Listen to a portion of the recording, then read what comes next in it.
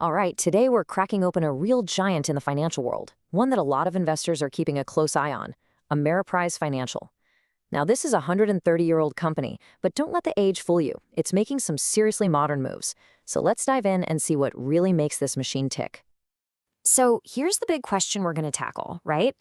How does a company with this much history not just survive, but actually dominate in this super fast-paced world of modern finance? We're going to get under the hood of Ameriprise and really break down its strategy from an investor's point of view. And to really get a grip on their dominance, you first have to understand the sheer scale we're talking about. Look at this number, $1.5 trillion. That's the total amount of assets that Ameriprise either manages directly or administers. It's a massive, massive figure that puts them right at the top of the food chain. So how in the world do they manage all of that? Well, their secret sauce is what they call the integrated model. And it's so powerful because Ameriprise controls both the financial advice people get and the financial products they end up buying. You see how that works? It creates this self-reinforcing loop where one side of the business just feeds the other. It's pretty smart. To see this in action, we have to start right at the heart of the company, its Advice and Wealth Management Division, or AWM for short. Make no mistake, this is the absolute core of their growth and their profitability. Just how important is it? Well, in 2024, the AWM segment was the driving force behind a staggering 65% of the company's total adjusted operating earnings. I mean, think about that. It's not just a part of the business. From a profit perspective, it basically is the business. And that engine is absolutely firing on all cylinders. This number?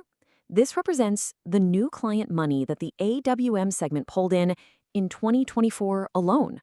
$35 billion in net inflows. That shows you this isn't just a big business, it's one that's growing at a really impressive clip. So what does this segment actually do? It provides top-to-bottom financial planning for what the industry calls the mass affluent market. You can think of these as families and individuals with somewhere between $500,000 and $5 million to invest. And they reach them through this huge network of over 10,000 financial advisors. It is a distribution machine. But, and this is the big but, it's not all smooth sailing.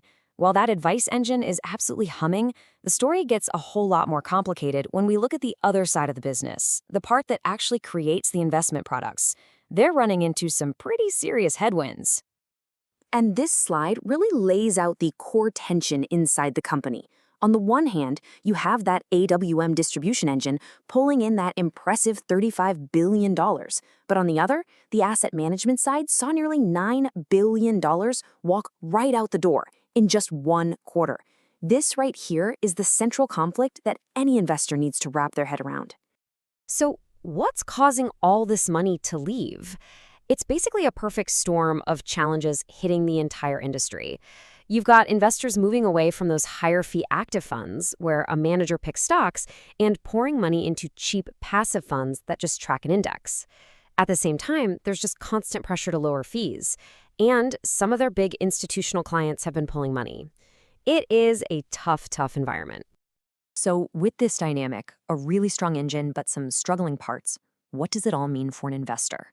Well, Ameriprise has a very, very clear answer to that question. Give the cash back to shareholders. The key to their whole investor strategy is that they generate a ton of free cash flow. And their main mission, their primary goal, is to hand a huge chunk of that cash right back to the people who own the stock. This isn't just some side project, it's a core piece of their financial DNA. How much are we talking about? In 2024 alone, Ameriprise spent $3.5 billion just buying back its own stock. And that's a big deal, because when they reduce the number of shares out there, each share that's left becomes more valuable. It represents a bigger piece of the pie. And they are not being shy about this at all.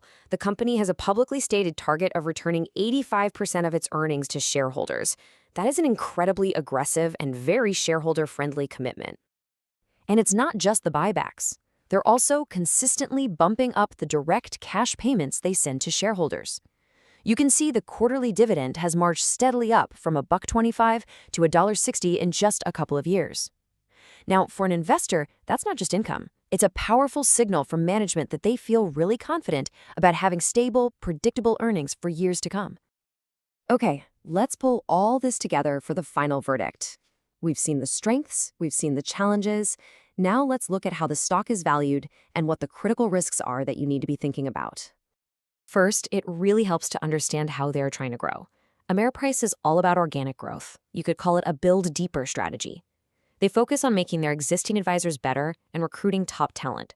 That's a really different approach from a key competitor like LPL Financial, which is all about a build bigger strategy through huge acquisitions. So how does the market value this strategy? Well, Ameriprise, ticker AMP, trades at a price-to-earnings ratio of about 15.8.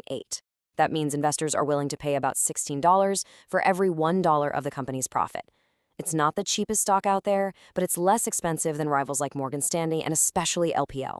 That kind of suggests the market isn't expecting explosive, runaway growth. And here is a huge reason why the stock gets that valuation. This is Ameriprise's adjusted operating return on equity. A figure over 50% is just exceptionally high. It means for every dollar of shareholder capital they have in the business, they're generating over 50 cents in profit. That kind of efficiency is exactly why the market gives it a premium price tag. But, of course, no investment comes without risk. For Ameriprise, the big ones are pretty straightforward. First, a lot of their revenue is tied to how the stock and bond markets are doing. Second, they're in a constant, fierce fight for both clients and talented advisors. And third, you always have regulatory risk. New rules can pop up and increase costs. So this brings us to the final, critical question that really sums up the whole investment case. There is zero doubt that Ameriprise has a powerful, best-in-class growth engine with its wealth management business. The real question for any investor is this: is that engine strong enough to pull the entire company forward against the very real headwinds smacking its other businesses? That's the verdict you have to reach.